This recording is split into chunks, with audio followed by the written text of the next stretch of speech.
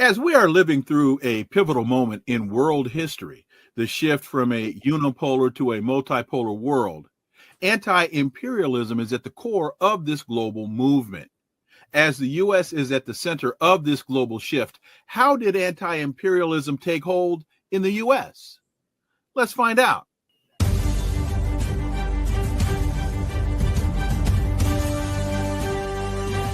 Connecting the Dots with Dr. Wilmer Leon, where the analysis of politics, culture, and history converge. Welcome to the Connecting the Dots podcast with Dr. Wilmer Leon, and I am Wilmer Leon.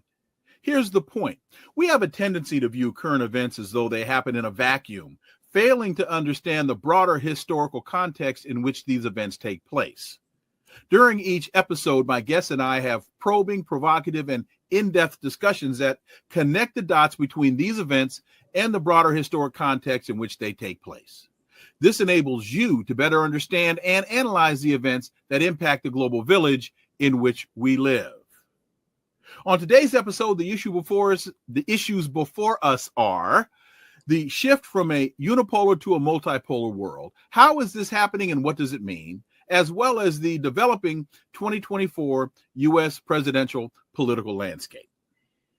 To help me work through these issues, let's turn to my guest. He's an author, independent journalist, political analyst, reporter for RT, and his latest book is entitled Out of the Movement to the Masses, Anti-Imperialist Organizing in America. And he's also the author of Kla Harris and the Future of America, an essay in 3 parts. He is Caleb Maupin, my brother. Welcome back. Sure. Glad to be here. So, first of all, your thoughts on my introduction. Is that a hyperbole or is that a fairly accurate description of the dynamics that we find ourselves dealing with? Trying to stop the rise of a multipolar world would be a lot like trying to stop the sun from rising in the morning, maybe trying to stop gravity. That's the way the world is moving. But our leaders are committed to trying to keep the world centered around Wall Street and London, and they are going to fail. The question is, how much of a cost in terms of human lives, in terms of the economy, in terms of political repression, are we going to have to endure before they come to the terms of reality, which is that we're going to have a world where there are other centers of power and countries trade with each other on a different basis. So I would agree with you.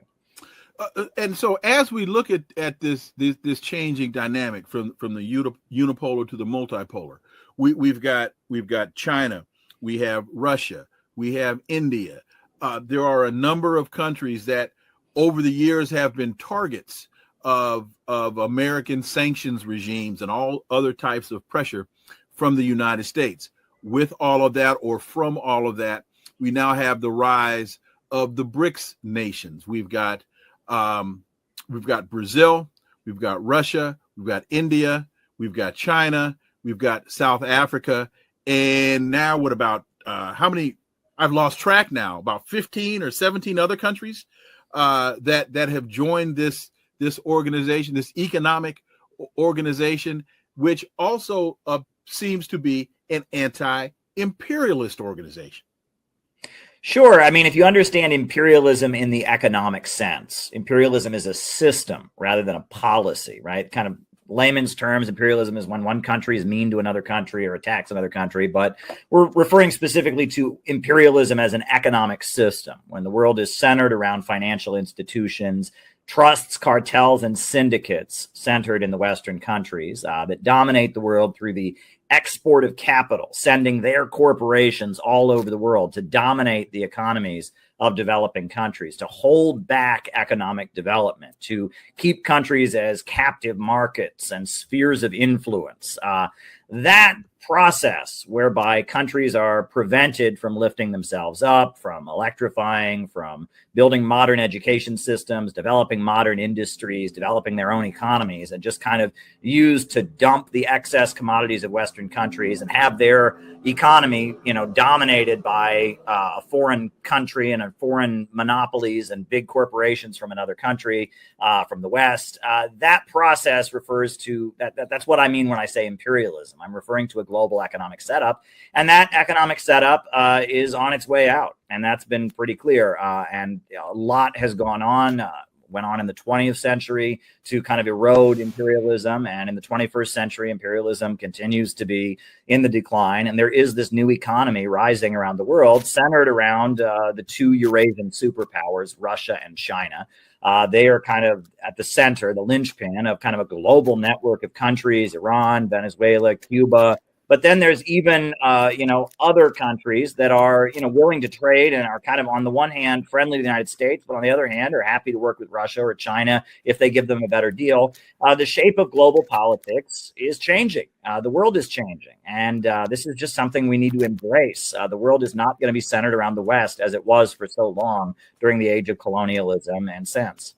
In fact, what we're finding out, I think the 27th and the 28th of August, Moscow is hosting the sixth international municipal BRICS forum. And what might surprise a lot of people is there are delegations from 126 countries that are expected to take part, more than 5,000 participants from 500 cities around the world. This isn't getting very much attention or coverage here in the Western media, but folks need to understand, as we talked about the shift from the unipolar to the multipolar, this is a perfect example of that shift isn't happening. That shift has happened. Sure. When I was at the Valdai Discussion Club in Sochi, Russia, in the mountains near the city, I saw Asil Toji, the head of the Norwegian Nobel Institute, and he pointed out that in the Eurasian subcontinent and outside of the Western countries, this is like a golden era. The amount of electrification that's going on, the amount of roads and railways that are being constructed. There is a whole exploding new economy happening in the world. And I saw that when I was at the Yalta Economic Forum in Crimea in 2018. And other people have seen it when they go to the Vladivostok Economic Forum in the Russian Far East. People have seen it with the Belt and Road Initiative and the Shanghai Cooperation Organization that China is building. There is this whole new economy in the world now that is focused on development and growth, building power plants, building schools, building universities, building hospitals. And it's a really, really big part of the global economy. And our leaders are being very foolish by trying to just barricade it and blockade it and oppose it because they're locking the United States out of that economic growth. When somebody's growing economically, they have more money to spend, they have more products they can buy, and we could be benefiting from this new economy that's rising. But instead, our Western leaders are committed to maintaining their monopoly at all costs.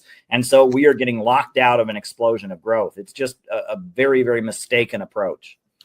And I want to, with that intro, shift to your book, Out of the Movement to the Masses, Anti-Imperialist Organizing in America. Because as I said in the intro, one of the major elements, I believe, of this shift from the unipolar to the multipolar is anti-imperialism.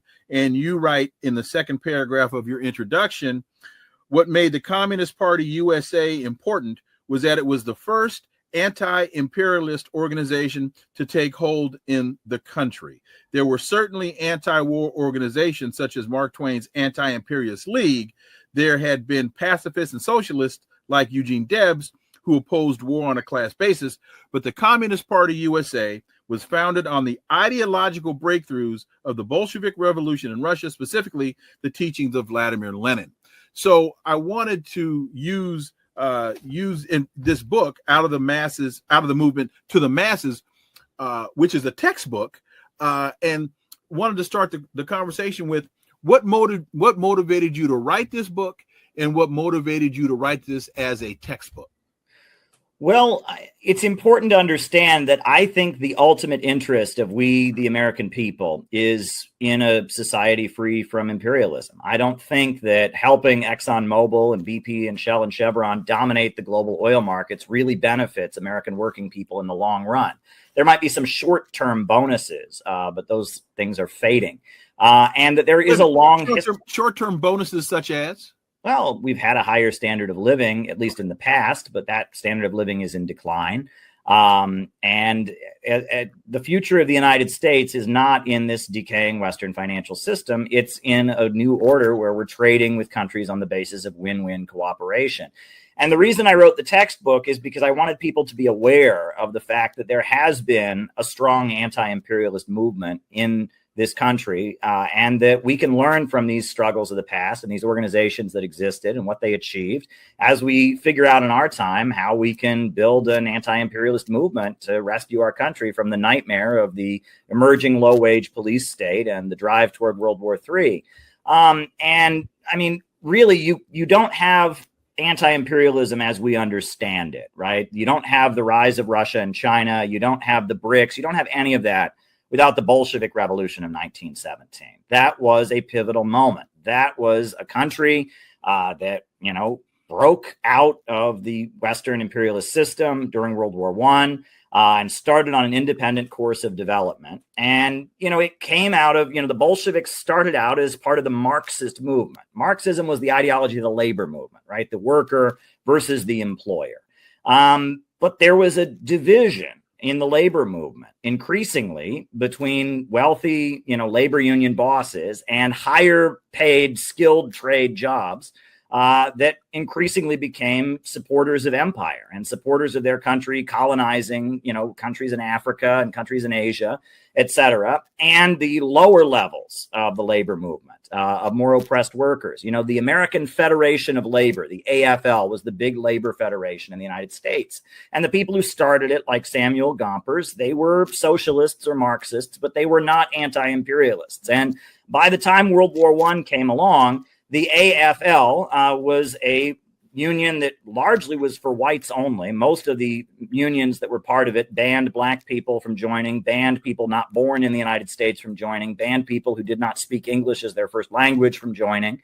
And they were big supporters of World War I when it happened. And that there was a divide in the labor movement. And Marxism, that had been the ideology of the labor movement, got very much divided. And you had parties like, the British Labour Party is the ruling party of Britain today. It originated as a Marxist party of labor organizers, but it became a pro-imperialist party. Well, Bolshevism and the people who took power in Russia, the Bolsheviks, they were a breakaway from the Marxist movement that had developed this new theory of imperialism, the highest stage of capitalism. And they said, we're not just fighting against regular capitalism, we're fighting against the monopolistic capitalism of Britain and France and Germany and America. And that, that means that we support nations, right? Originally, Marxists in the labor movement said there are no nations. Workers of the world unite. It's just the workers versus the bosses, no borders in our struggle. Well, Lenin says, actually, we do support nations in their fight against imperialism. And after the Bolsheviks took power in Russia, one of the first things they did is they called a conference in Baku in Azerbaijan. And at that conference, they invited all kinds of people from all over the world. And they said, we will support you as long as you're fighting imperialism. And one of the people that came to that conference and was given military support by the Bolsheviks was the Emir of Afghanistan. And the Emir of Afghanistan was a conservative monarchist. He was not a Marxist, not a socialist of any stripe. He was a conservative monarchist, a very conservative Muslim. But the Bolsheviks said, you're fighting imperialism, and so are we. And so we support you. And he gave them support. And many people around the world were inspired by the anti-colonial and anti-imperialist message that the Bolsheviks had, which was kind of a breakaway from the standard Marxist movement. The understanding was we're not just fighting capitalism, we're fighting against imperialism. And we support nations and colonized people of all different classes, workers, capitalists, whoever, who are struggling against imperialism. That is the basis of this new movement that we are trying to build. And the Communist Party of the United States was the incarnation of that movement. And that's why it was embraced by many different sections of the population, most especially the black community in America, because they viewed black people as a colonized people, an oppressed nation within U.S. borders. Marcus Garvey had been leading the black nationalist movement in the United States, the Back to Africa movement, and many black people saw African Americans as a colonized people within the U.S. borders, and the Communist Party agreed with that. And that was a winning point that they had with many people in the United States. And, you know, the Communist Party was supportive of anyone around the world who was struggling against British, American, or French imperialism.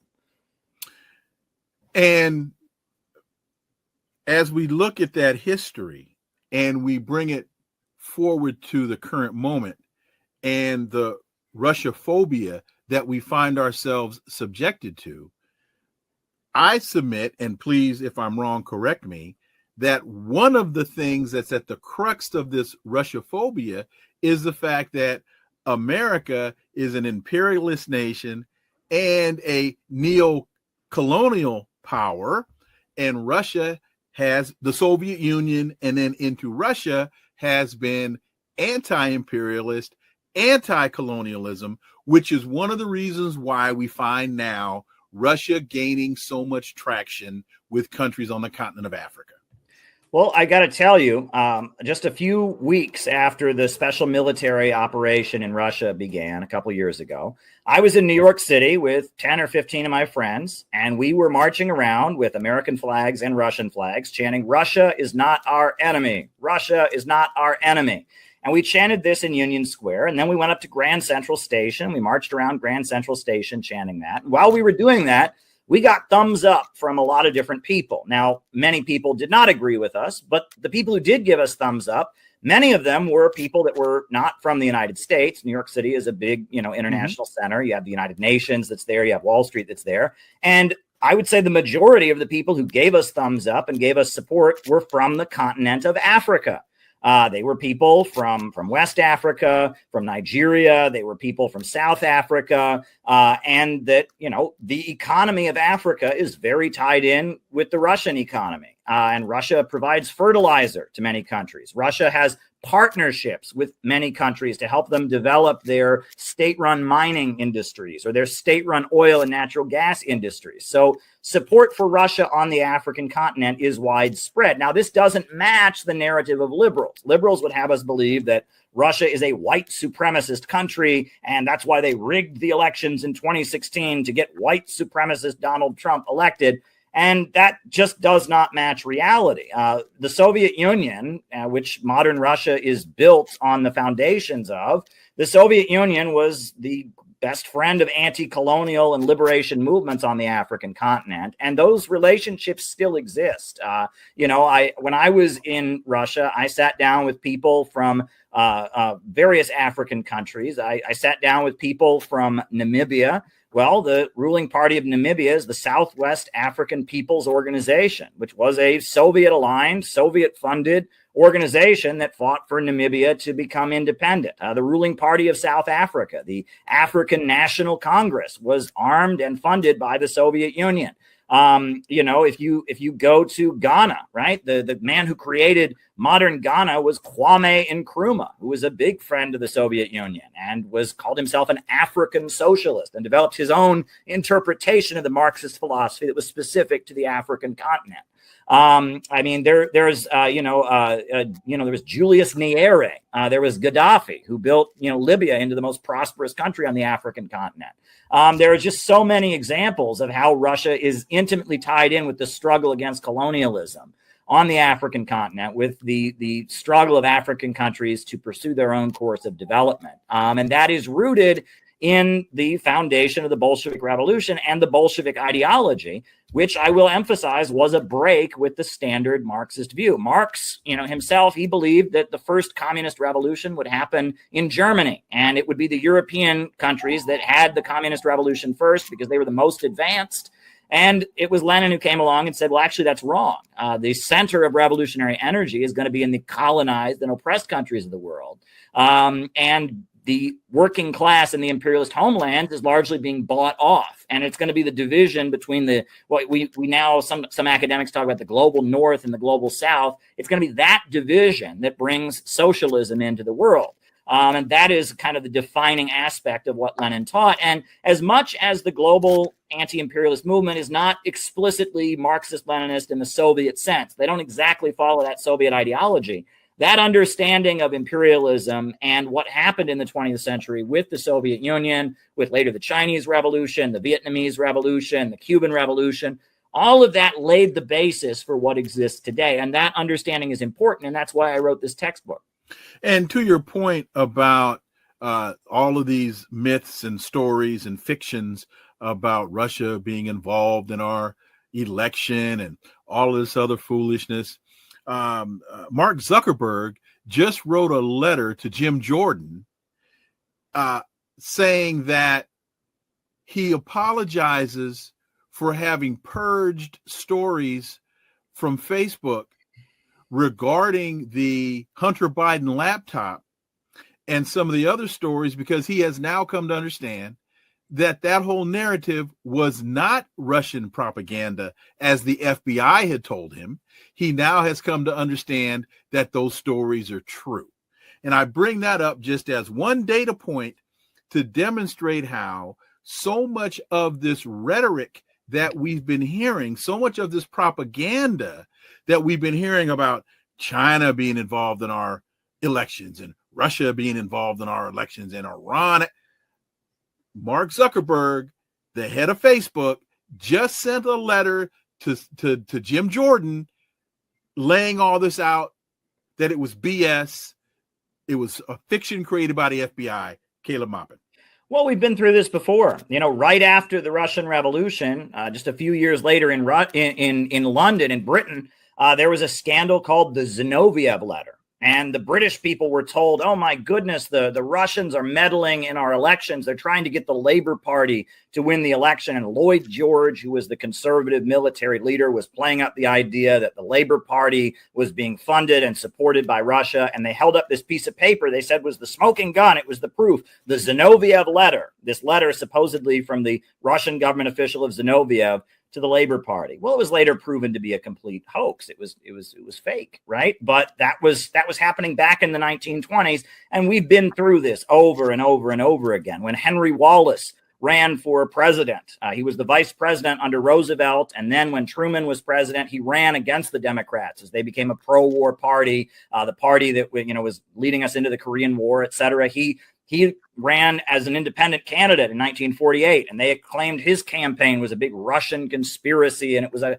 communist conspiracy. There's a whole history of this. And the FBI, if you look at the number of investigations they've done into supposed Russian influence in American elections, it's endless, but it's always a hoax, right? American elections happen because of events in America, not because of Russia. However, there is no question that many people in the United States do want peace, and they do want peace with the Soviet Union or with modern Russia. And they may vote for candidates who they think are more likely to bring about that peace. But that's not a conspiracy. That's doing what you're supposed to be able to do in a democracy, expressing yourself at the ballot box. And what they're really worried about is Americans thinking wrong. They're really worried about not having a monopoly over the information that we receive. They're really worried about us questioning what we're told and not marching in lockstep behind their agenda of war and dividing the world into blocks and isolating certain countries. And this story has happened over and over and over again in American politics. We've been through it so many times. And final point on this, and I want to get back to the book. As you just said, events happen in American elections due to America. Well, all of this Chicken Little, the sky is falling and the world is interfering in our elections. Well, there was a story in the New York Times about 3 months ago about AIPAC spending $100 million to unseat what they considered to be left-leaning Democrats whose position on Israel was not consistent with the Zionist ideology. I'm going to say that again. This was in the New York Times. I'm not making this up. This isn't anti-Semitic dialogue. This is New York Times. AIPAC spending $100 million on primary campaigns to remove Democrats that they consider to be anti-Israeli. That's what happened in New York with Jamal Bowman. That's what happened in Missouri with what's her name? I think she's in St. Louis. The Congresswoman, I'm drawing a blank on her name. Anyway, and they were successful in a number of campaigns. So we're running around chasing ghosts, chasing Russian ghosts and Chinese ghosts, when the real culprits are telling you right up front in the New York Times what it is they're doing and why it is they're doing it. With that being said, you can either respond to that or how did you organize your textbook, and why is it organized in the manner in which it is?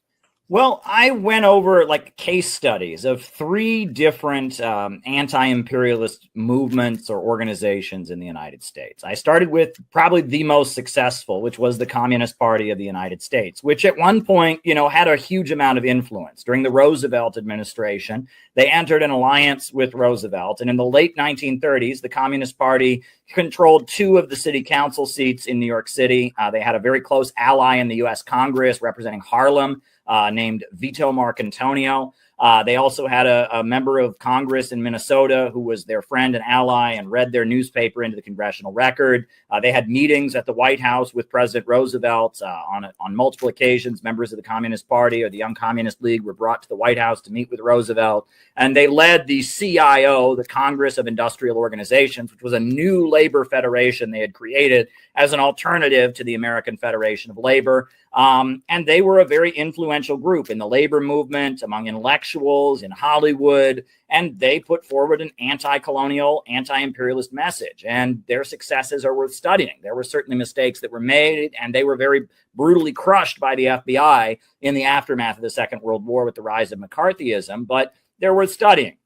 Then from there, I talked about the Workers' World Party, which was a Marxist-Leninist political party that really came into prominence in the late 60s and really kind of peaked in its influence during the 1980s. And they were a party that took inspiration not just from the Soviet Union, but from the wave of anti-colonial movements that emerged. They were sympathetic to Libya and Gaddafi. They were sympathetic to North Korea and others. And they did a lot of very important anti-war organizing, building anti-war coalitions. They were very close to Ramsey Clark, the former U.S. Attorney General who left the Lyndon Johnson administration and became an international lawyer and an opponent of the International Criminal Court in his final years and such. And then I talked about the new communist movement of the 1970s, which was a number of different organizations that emerged during the 1970s that were trying to take inspiration from China. They wanted to take guidance from the Chinese Revolution. China had argued that the Soviet Union had kind of abandoned the global anti-colonial,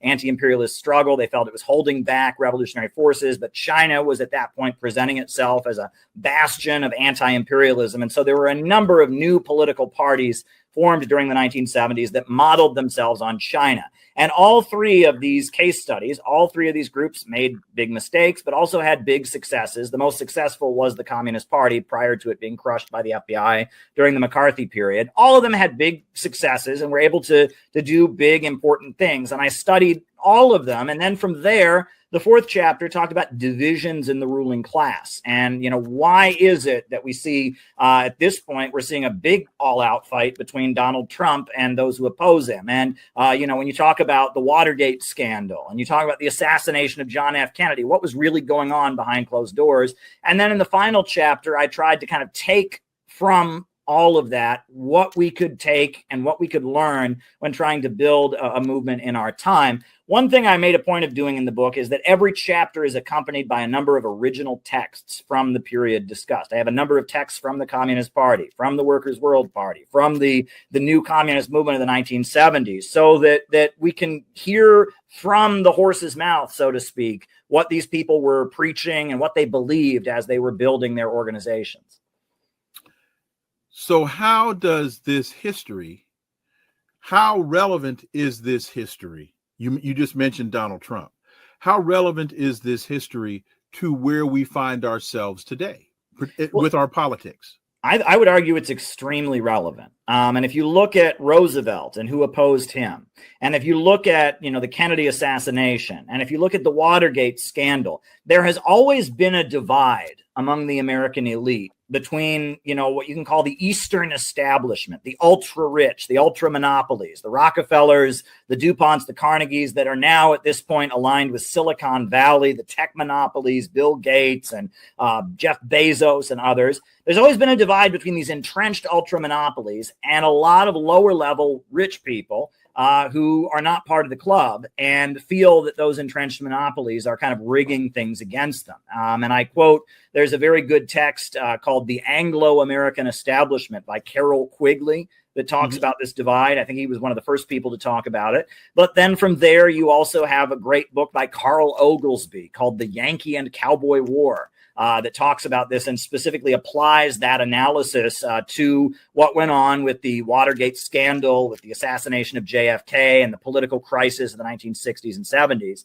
And I would argue that in our time, this is the fight that kind of defines things. And when we talk about trying to build a movement against colonialism and imperialism in the United States, these lower level capitalists would gain if America had paved roads, if America had a stronger economy, and if we were doing business with the countries around the world that are growing right now in alliance with China, right? If we were trading with them and some of that wealth was flowing into our economy, we would be benefiting. However, it is the ultra monopolies that are very much tied in with the intelligence apparatus, the people who brought us Henry Kissinger, the people who brought us Zbigniew Brzezinski.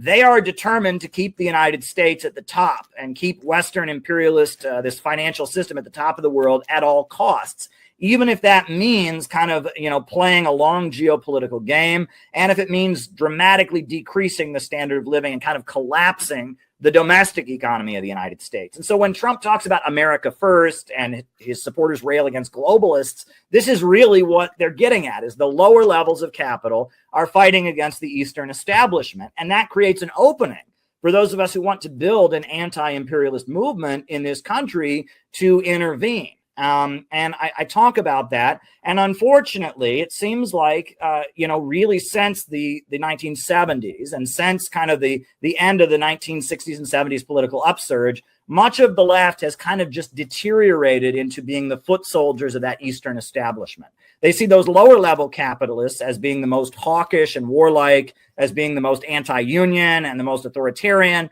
So they think, okay, we're going to align with these, with the Eastern establishment against them. And I argue that that's not the correct approach, because right now it is those lower level capitalists who feel threatened. And it is among them that you found support for Julian Assange, that you find interest in being friendly with Russia and with China and anti-establishment sentiment. You find opposition to the tech monopolies and their censorship. And that really we're in a period where those of us who are anti-imperialists need to pivot into trying to build an anti-monopoly coalition. And that's what the Communist Party talked about at the end of the Second World War, as the Cold War got going, as they were being crushed by the FBI. They said their goal was to build an anti-monopoly coalition, to unite with the working class, the small business owners, even some of the wealthy, against the big monopolies and their drive for war. And I would argue that's what we should be aiming to do in our time, is build an anti-monopoly coalition. And that's what I've pulled from that textbook and from that history, going over what has been done and what has been successful. And that, the Communist Party really gained from having an alliance with Roosevelt. That was very strategic on their part. And I would argue that similar alliances are necessary. But the main thing is that there needs to be a network of people that are committed to building anti-imperialist politics in America. We need a network of people who can work together, who can rely on each other, and can effectively carry out anti-imperialist operations. And, there are examples of this. I'm about to go to Florida to support the Uhuru movement. Mm-hmm. The Uhuru movement, the African People's Socialist Party, they are an anti-colonial, anti-imperialist organization, and they're doing it. And if you go to St. Louis, Missouri, and if you go to St. Petersburg, Florida, Cori Bush, I'm sorry. Yeah, her name, you said St. Louis. Cori Bush, sorry, is the other congresswoman that was defeated by sorry, I had to get it out. Go ahead. Okay.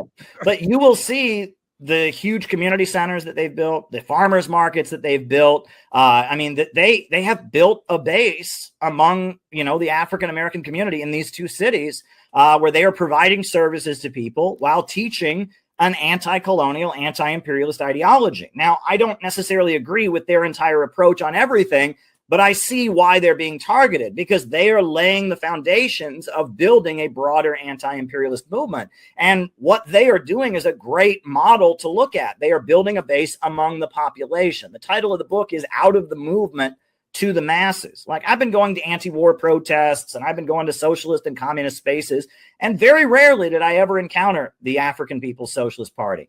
But they were organizing where it counted, not in these kind of obscure academic bohemian spaces. They were organizing in communities, and they were providing real services, and they were building community centers and, having classes for pregnant mothers and having organic farmers markets. And they were doing things among the masses of people, not among the so-called movements of people that like to read books about communism or whatever. And that is why they are being targeted, because they are actually building the kind of movement that needs to be done. They're doing what the Communist Party did during the 1930s. They're doing what the new communist movement of the 1970s attempted to do and was pretty unsuccessful because of, global circumstances, et cetera.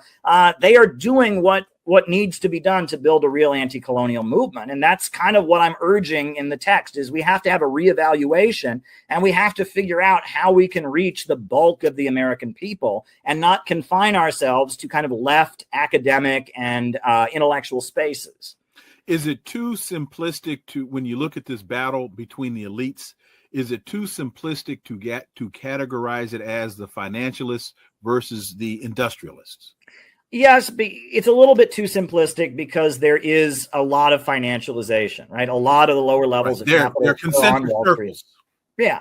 I mean, it's not exactly right, but you're pointing to a certain trend, right? That there is one faction that favors economic growth, because economic growth will mean more money for them. There's another faction that is not concerned about economic growth so much as they are concerned about maintaining their monopoly.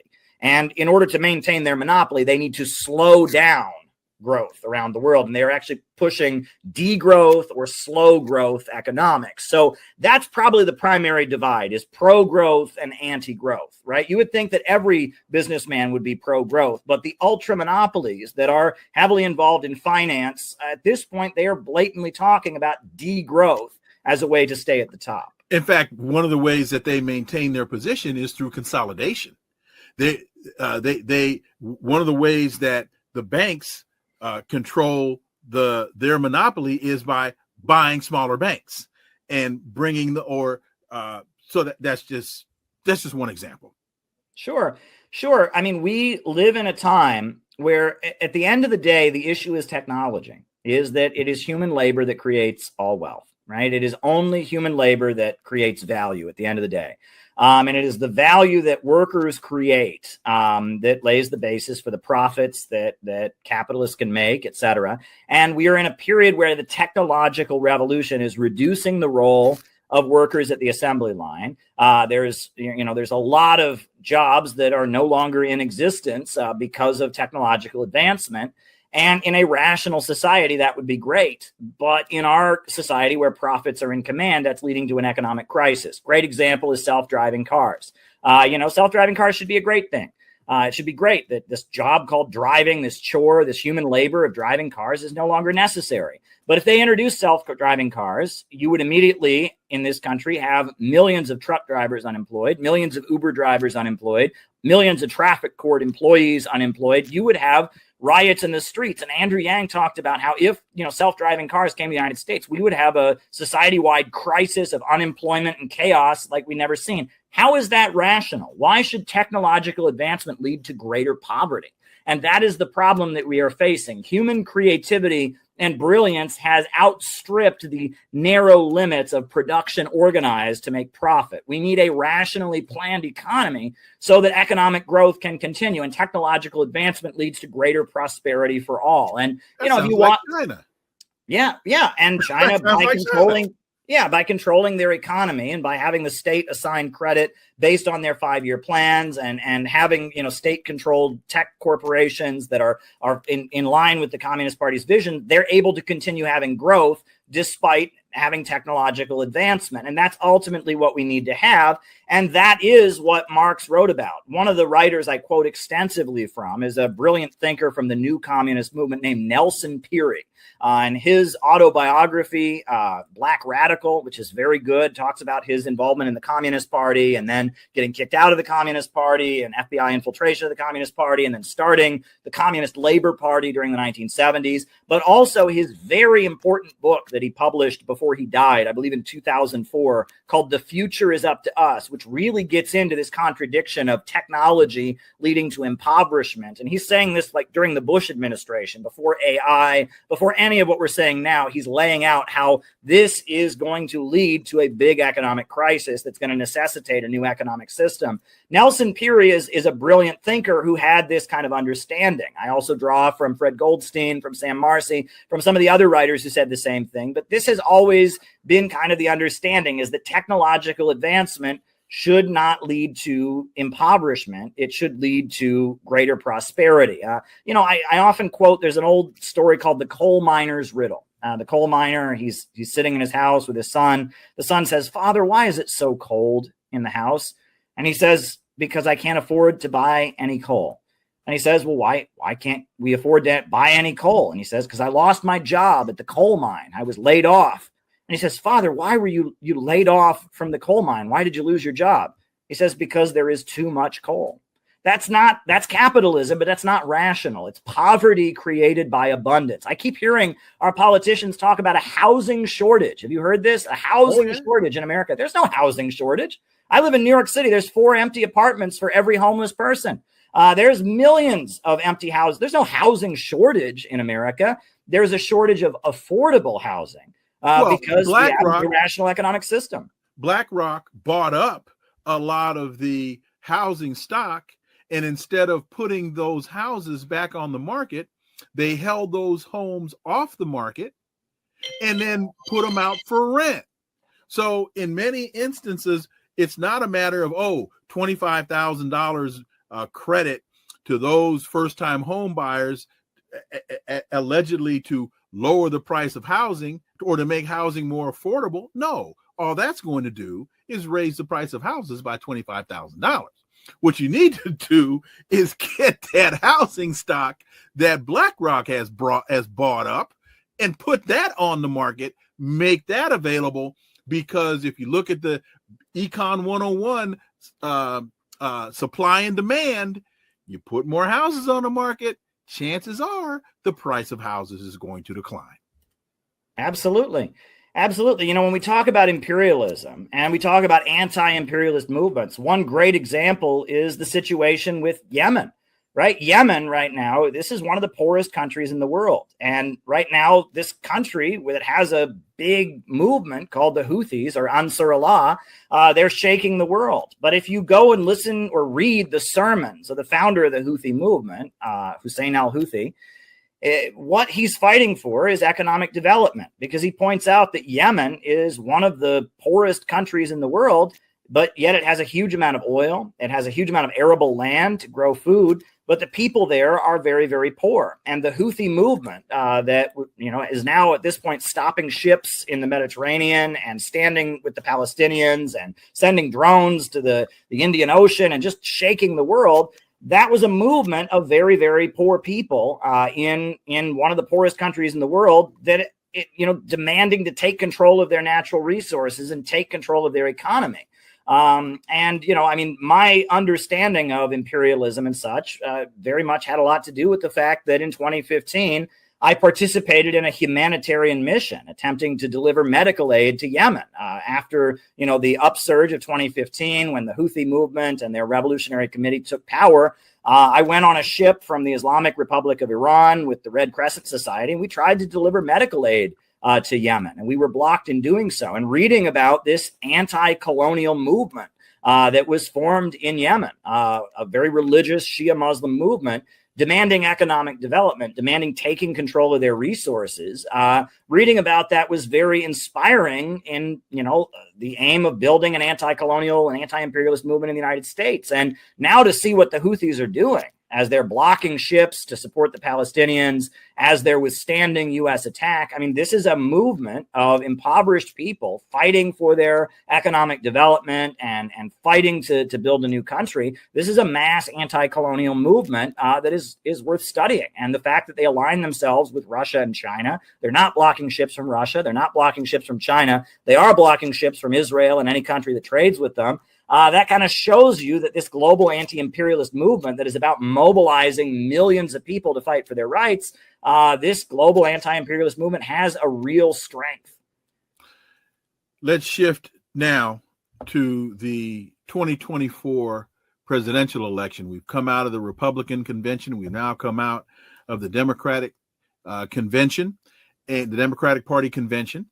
And Donald Trump was shocked when Joe Biden stepped down, Kamala Harris stepped in. That has changed the dynamic, at least in terms of the dialogue, and we're starting to see some shift in the numbers. Your thoughts on where we are now with this landscape? I think that Kamala Harris is a completely manufactured candidate. She was created by the people who brought us the Hillary Clinton State Department. When it was made clear that Hillary Clinton couldn't run for president once again in 2020, all of Hillary Clinton's financial backers put their money behind Kamala Harris. She was not popular with the American people, but yet powerful forces twisted Joe Biden's arm and put her on the ticket as VP. She has not been popular or successful as VP, but she is the candidate that the forces that are committed to regime change and all-out efforts to oppose Russia and China at all costs, she is the one that they have invested the most in supporting. And I don't think she's going to win. I think that Trump will win the upcoming election. And that doesn't mean everything about Trump is good or I endorse Donald Trump. I'm just telling you that I think Trump is going to win. But I also believe that there are very powerful forces that see Kamala Harris as their best bet at getting what they want, which is more regime change wars, more destabilization around the world. I did write a book in 2020 about Kamala Harris 4 years ago. And I thought it was very odd that right after she got the Democratic nomination, this book that had been on sale for 4 years on Amazon suddenly got removed from Amazon. And for 7 days, my book was banned from Amazon and then restored with no explanation 7 days later. I thought that was very, very odd. It raised a lot of eyebrows, but it also points to the amount of power the tech monopolies really have. It seems like everything was being done to support Kamala Harris. What I also thought was interesting is that in my book, I talked about Tulsi Gabbard and how Tulsi Gabbard kind of represents forces in the Pentagon that are really worried about another Arab Spring and what Kamala Harris and the Hillary Clinton State Department, forces, people like Samantha Power, people like Anne-Marie Slaughter, what they might engineer if they come back to office. My book highlighted Tulsi Gabbard as being kind of a faction that is opposed to Kamala Harris. And the very same day that my book was pulled from Amazon, Tulsi Gabbard was added to the Quiet Skies terrorism watch list by the American government. When she tried to board a plane, she found out she was accused of being a terrorist. And I thought that was interesting as well. And it just kind of points to, and there was all kinds of weird stuff going on in terms of social media and Google searches that was being manipulated around that time. But the book that I wrote about Kamala Harris and who has backed her and the ties that she has getting pulled from Amazon, it was interesting to see the timing. The position of the Democratic Party as it relates to Gaza. And I was at the DNC. I was also at the RNC conventions. But there were protesters in Chicago demanding a change in U.S. policy as it relates to the genocide in Gaza. Then you had uncommitted delegates that were able to have a sit-in at the DNC right outside the front door, the entrance to the United Center, demanding that a pro-Palestinian spokesperson be added to the speakers list. And none of that was agreed to. In fact, it was basically dismissed summarily. So your thoughts on the dangers that the Democrats are playing with taking that position as it relates to the general election? Well, if the Democrats are going to win this election, they're going to need lots of votes in Minnesota, lots of votes in Wisconsin, and lots of votes in Michigan. And what do all three of those states have in common? Those swing states? Arab populations. That's right. Lots of Muslim Americans, lots of Arab Americans. And with Joe Biden and Kamala Harris giving a blank check to Israel to do what they are doing, I think it's very unlikely to see those folks, lining up to vote for them. Now, Kamala Harris has made some noise about this or that, but she's basically the president already. If she was going to do something, she could do it right now. She's the vice president, but Joe Biden doesn't seem to be as actively involved in the political running of the country as some people might expect. That said, I will say that Donald Trump, his position on Israel-Palestine, is pretty reprehensible. And he continues to play up the idea that Kamala Harris and the Democrats are somehow anti-Israel, which they are not. What I think is interesting, though, and I noticed that it seems like anti-Israel voices in the Trump camp, they may not be on the front stage, but they do have a lot of influence. And I'm not saying all these people are doing what they're doing for necessarily good reasons. But I noticed when Elon Musk was interviewing Donald Trump, in the chat, it just exploded. And all over Twitter, it exploded the phrase, "no war on Iran." That came from Nick Fuentes. Now, Nick Fuentes is somebody that I, don't agree with on many, many things and find a lot of his views and just his presentation style to be kind of reprehensible and gross. But he, for his own reasons, says no war with Iran. I also noticed that Candace Owens, who is, a conservative and was very pro-Israel at one point, she was not pro-Israel enough. Now she's kind of moved for interesting reasons that are very different than anything I would say. She's moved into an anti-Israel direction. And she has also got a lot of people in the Trump camp who listen to her. And she is making noise, no war in Iran, and urging Trump supporters not to support Israel. And this points to the fact that opposition to Israel, I think, is much more widespread in both parties than anyone wants to recognize. It's an element of the emperor has no clothes. Both parties pretend that everyone in their camp just supports Israel. But anyone who talks to a typical Democrat, you were at the Republican convention and the Democrat convention, and you could probably confirm that opposition to what Israel is doing is boiling beneath the surface amid both political parties and amid all sections of this country, and that there is a lot of growing outrage about the influence and power of Israel in American politics, even among people who might support Israel otherwise, but just don't appreciate the arrogance and grip they seem to have over policy making. And some people just help me understand why, but some people just have a problem with genocide. It's a bit odorous. There are growing groups, Republicans for Harris, and there are those who are positing that this is because she's a stooge of the elite, and this represents how she, who's truly backing her. What about the argument that many of those in those types of organizations see her as an opportunity to reclaim the Republican Party by getting rid of Donald Trump? And it's almost any port in a storm kind of mentality. They see her as the stalking horse. If they can back her, if she can defeat Trump, they then can the old school, the traditional Republicans can regain control of their party. What say you, Caleb Maupin? Well, I would say that, the Bush era Republican Party is gone. It's never coming back. And Donald Trump is a symptom of that. Mm-hmm. And that's very clear. And that Donald Trump's recent, embracing of Tulsi Gabbard and RFK, that indicates that Donald Trump is taking his campaign in an anti-establishment direction. Now, that doesn't mean that he's going to necessarily do good things as president. That just means that he's increasingly realizing that his appeal is to people that are opposed to the establishment.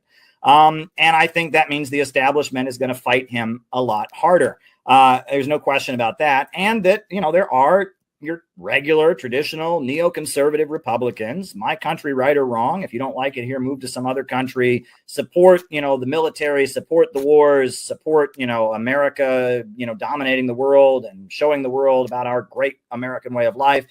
Those folks are increasingly finding the Republican Party to not be their home. And this is all very interesting. I noticed in Kamala Harris's DNC speech, she attacked the Republicans for, quote, denigrating America. And that made me smile, because it reminded me of what I always heard about the far left, right? It was the far left. They hate America. They're always saying things are bad. Why are you always running down our country? And a lot of things that Kamala Harris said in her speech almost sounded like neoconservatism. She attacked Donald Trump for meeting with Kim Jong-un. She said he was cozying up to tyrants and being friendly with tyrants. And it seemed to me like there was very much, the Republican Party, I believe, over time, is going to become more of a catch-all populist anti-establishment party, whereas the Democratic Party is more and more becoming the party of the establishment, of the way, things are quote unquote supposed to be. I think that what I would call the late Cold War normal in American politics is being flipped. It used to be the Republican Party was the party of the establishment, and the Democrats were the party of opposition, not very sincere opposition in many cases, but they were the party of, if you didn't agree with what you're supposed to think necessarily, if you're a little more critical, you become a Democrat. Well, if you were pro-civil rights, if you were pro-environment, if you were anti-war, that's where you went. Yeah, and I think it's being flipped. And that doesn't mean that Republicans and the MAGA base that are talking a certain way are sincere at all. That just means who they're appealing to. The Republican Party has an anti-establishment appeal more and more every day. The Democratic Party has a pro-establishment appeal. And I think this Republicans for Harris is a great example of that. So as we move now spiraling towards November 5th, you've already said you believe that Donald Trump is going to win the election. One of the things that I find very, very telling, and I check it every day, when you go to the Harris website, there's still no policy positions stated. There's no policy tab. When I asked that question a couple of times at the DNCC, I was told, "Oh, you don't understand. She hasn't had time. There hasn't been." I said, "Wait a minute. She ran for president 4 years ago, so she had to have we hope she had established some policy positions as a candidate. She was the vice president going on 4 years now. We hope during those 4 years she could have figured out some policy, and it's now been almost a month.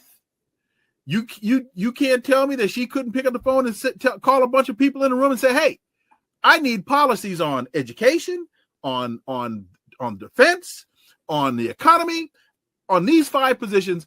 I need policy in 10 days. Go get it done.'" Caleb Maupin. Well, I think there are 3 possible outcomes for the election. In my mind, probably the worst case scenario would be Kamala Harris winning. And I think that would be followed by a number of, there'd be chaos in the streets. A lot of Trump supporters will not accept it as a legitimate election. And I expect there will then be a big crackdown on dissent. And I expect there'll be a lot of provocations, et cetera, and that will be used by the establishment to kind of crack down on dissent. Wait a minute. And people need to understand the crackdown on dissent has already started by looking what's being done to who's being deplatformed from social media sites. Look at what's happening to folks who are getting arrested. The guy that started Instagram and all of these folks, the Uhuru 3, Scott Ritter, your book taken off of all of these things are data points to support your position that the crackdown on dissent has already started. No, I mean, the Biden administration has already indicted Sue Mi Terry, who was the top advisor to Obama and Bush on South Korea. And I mean, the fact that she's been indicted as a foreign agent of South Korea, I mean, just because South Korea wants to have better negotiations with North Korea, I mean, it looks like blatant retaliation. And South Korea is an ally. Yeah, their closest friend in Washington, D.C., Sue Mi Terry, has now been accused of being a foreign agent. She's facing decades in prison. I mean, this is craziness. This is a top CIA person who's been, a top advisor on Korea Matters. So that would be kind of what I think, the worst case scenario would be. The most likely scenario is that I think Donald Trump will win, but all the negative things about Trumpism will amplify. I think the pro-Israel stuff, the pro-police stuff, the anti-immigrant stuff will amplify. Project 2025. Yeah, the government will try to, the powers that be will try to ride the wave of Trumpism to push forward their own agenda, which is not good. But I do think there is a third possible scenario, which is a real long shot. It's a real long shot, which is that Donald Trump takes office in a completely defensive position. And under those circumstances, he may be compelled to do a lot of good things because he's just at odds with the establishment and needs popular support so much. So we shall have to see. But those are my three predictions. But in all of those circumstances, an anti-imperialist organization, a network of people that are committed to anti-imperialism and building a new America beyond the rule of bankers and war profiteers is going to be vitally important. And at the end of the day, what really matters is not so much who is in office, it's what the balance of forces is in the country and around the world, and what kind of movement exists, what kind of organizations there are of people that are involved in the political process and trying to change the world and taking responsibility for the future of their country. And I wrote the book, as a textbook for the Center for Political Innovation, my organization, as we try to do just that, as we try to build a network of people who can rely on each other and build an anti-imperialist movement in the United States to support the Uhuru Three, to study these ideas, to be out there. That is one thing we aim to do. If Donald Trump wins the election, one thing that we aim to do is we intend to get that picture of Donald Trump shaking hands with Kim Jong-un and get it everywhere and say that this election is a mandate that the peace talks on the Korean Peninsula should continue. Right. And that could be a way to nudge the discourse toward a more peace-oriented wing of Trumpism. That's one thing that we intend to do. We have other operations that we intend to carry out with the aim of nudging the country in an anti-colonial direction. One thing that I think is very important is Alaska. Right. Alaska, is right there close to Russia. And there's the Bering Strait that separates Russia and Alaska. And Abraham Lincoln had the idea of building a bridge to connect Alaska to Russia. And a lot of great people have had the idea of doing that since. And I think popularizing the idea of building a world land bridge to connect Alaska to Russia and pivot the U.S. economy toward trading with the Russian Far East and with the Korean Peninsula and with China, that could nudge the world in a direction of multipolarity, pivot away from Western Europe and towards the World Land Bridge and the Bering Strait and all of that. So there are various things that we can do to try and influence discourse. But I must say, the explosion is coming, right? I mean, it's you can feel it rumbling in the ground. The avalanche is going to pour. The volcano is going to go off. It's only a matter of time. Those of us who study these ideas and understand things, we have the job not of making the explosion come, but rather of trying to guide it in the right direction. The conditions in this country are getting worse. Americans are angry at the establishment. Things are going to change. But what we hope to do is guide that change and point it in a good direction toward a better world. And that's all we can really hope to do. I quote, Mao, the leader of the Chinese Revolution. He said, the masses are the real heroes. And at the end of the day, it will be the masses of the American people in their millions who determine what the future of this country will be. I think they are going to awaken and take action. The question is only what type of action will that be? And I think guys like you and I have a role to play in shaping what kind of action they might take when they do awaken. Well, thank you for putting me in that group. And, if we are able to build a bridge across the Bering Strait between Alaska and Russia, I'm sure Sarah Palin will be the first one. She'll be operating the toll booth. My brother. All right. My brother Caleb Maupin, man, thank you so much for being my guest. Thank you so much for joining the show today. Sure thing. Always a pleasure. Folks, thank you so much for listening to the Connecting the Dots podcast with me, Dr. Wilmer Leon. Stay tuned for new episodes every week. Also, follow us on social media. The Patreon account is very, very important. That helps to support the effort. You can find all the links below in the show description. And remember that this is where the analysis of politics, culture, and history converge. Talk without analysis is just chatter, and we don't chatter here on Connecting the Dots. See you again next time. Until then, I'm Dr. Wilmer Leon. Have a great one. Peace. I'm out.